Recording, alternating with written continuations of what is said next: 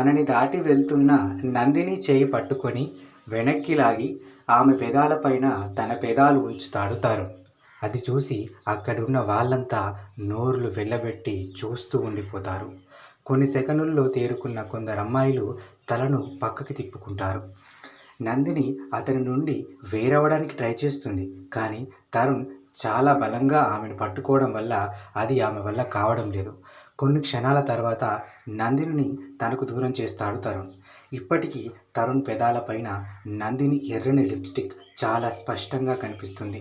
ఇంతలో అతని చెంప చెల్లుమన్న శబ్దం ఆ గ్రౌండ్లో దద్దరిల్లడంతో అందరూ ఒక్కసారిగా ఉలిక్కిపడి స్పృహలోకి వచ్చారు.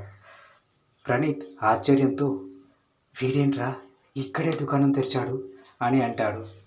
ఏమోరా, చూస్తుంటే ఇద్దరి మధ్య ఏదో పెద్ద కథే జరిగినట్టుంది అని సమాధానమిస్తాడు ప్రణీత్ ఫ్రెండ్. ఇంతలో ఆకాశం భీకరంగా ఉరిమింది. మళ్ళీ అందరి దృష్టి మళ్ళింది. కానీ నందిని మాత్రం తరుణ్ వైపే కోపంగా చూస్తుంది.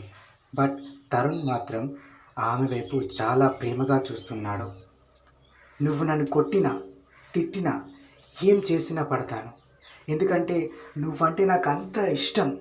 ఐ లవ్ యు నందిని అని గట్టిగా అరిచాడు తరుణ్. అతని అరుపు కాలేజ్ గ్రౌండ్లో మారుమోగింది. సరిగ్గా అప్పుడే వర్షం కూడా స్టార్ట్ అవడంతో అతని అరుపు విని బయటకు రావాలనుకున్న సార్స్ కూడా లోపలే ఆగిపోయారు. నందిని మాత్రం ఇప్పటికీ కోపంగా అతనినే చూస్తుంది. ఆమెను చూస్తూ I love you Nandini, I love you అంటూ ఆమె ముఖంలోకి సూటిగా చూస్తూ నవ్వాడు తరుణ్. ఏం జరగబోతుందా అని స్టూడెంట్స్ అందరూ వరండాలోకి వచ్చి తీక్షణంగా చూస్తున్నారు. I hate you, but I hate you అని కోపంగా బదులిచ్చింది నందిని. ఇప్పుడు ఆ వర్షంలో ఆ ఇద్దరే తడుస్తున్నారు.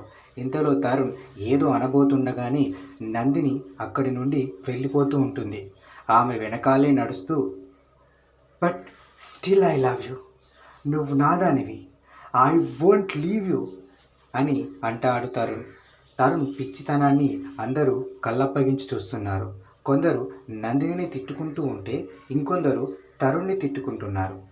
నీకు పిచ్చి పట్టింది తరుణ్ అని గేటు వైపు నడుస్తూ అరిచింది నందిని. లేదు, నీ మీద ప్రేమ పుట్టింది నందిని అని ఆమె వెనకాలే నడుస్తూ అన్నాడు తరుణ్.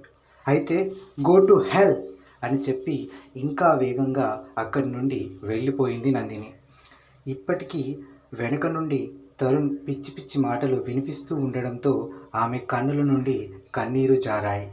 అది అతను చేసిన తప్పుకి కోపం వల్ల వచ్చాయో లేకపోతే తరుణ్ ఆమె పట్ల చూపిస్తున్న ఈ పిచ్చి ప్రేమ వల్ల వచ్చాయో తెలియదు. కానీ మొత్తానికి ఆమె కన్నుల నుండి జారుతున్న కన్నీరు పైనుండి పడుతున్న వర్షపు నీళ్ళలో కలిసిపోయాయి.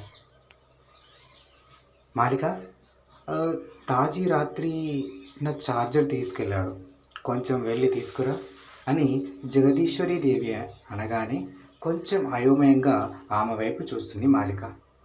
ఏమైంది, వెళ్ళు, నా ఫోన్ స్విచ్ పోవడానికి వచ్చింది అని మళ్ళీ అంటుంది జగదీశ్వరి దేవి.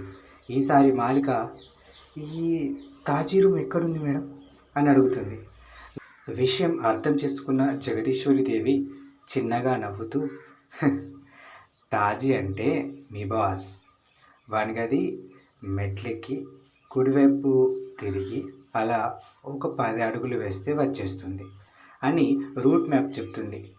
ఇంకా కొద్దిగా అనుమానంతోనే పైకి లేచింది మాలిక. ఆమె అనుమానానికి కారణము లేకపోలేదు. ఎందుకంటే ఆమె డ్యూటీలో జాయిన్ అయినప్పటి నుండి ఇంత పెద్ద ఇంట్లో ఆమె చూసింది 3 గదులు. ఒకటి హాల్, రెండోది వంటగది, మూడోది జగదీశ్వరి దేవి రూమ్. మెట్లు ఎక్కడం మొదలుపెట్టింది మాలిక. ఆమె ఒక్కొక్క మెట్టు ఎక్కుతున్న కొద్దీ ఆమెలో చిన్నగా ఏదో అలజడి. ఇంతవరకు ఆమె ఇలాంటి ఇల్లు చూడలేదని కాదు చూసింది, ఆమె ఇంతకంటే అందమైన విల్లాలను కూడా చూసింది.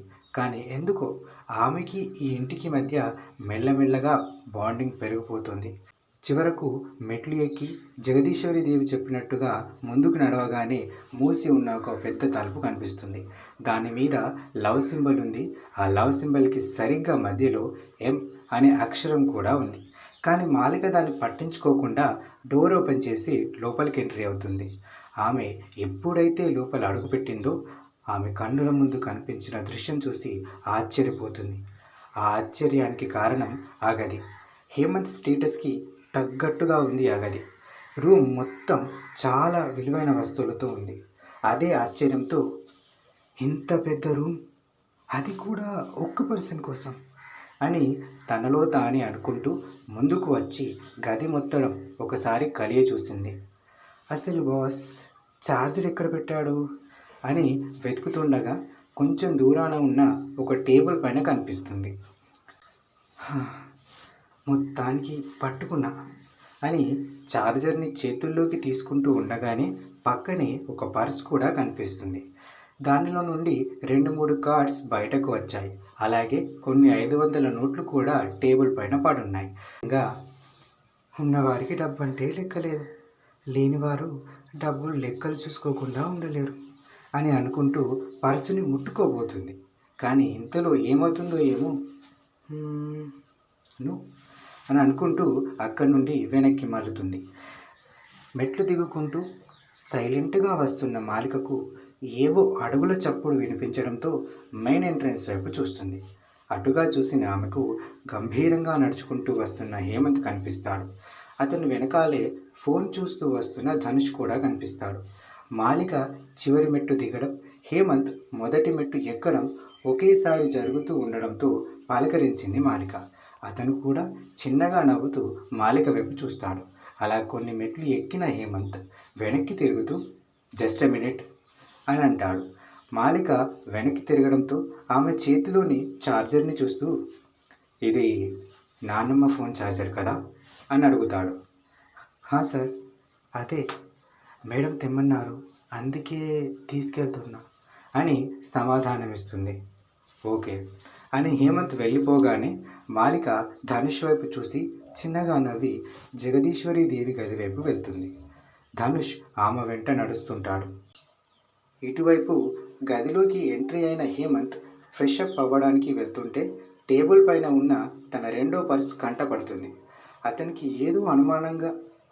ఏదో అనుమానం వచ్చి ఆ పర్స్ వైపే అలా చూస్తూ ఉండిపోతాడు. అప్పుడే అతనికి మాలిక గుర్తుకు వస్తుంది.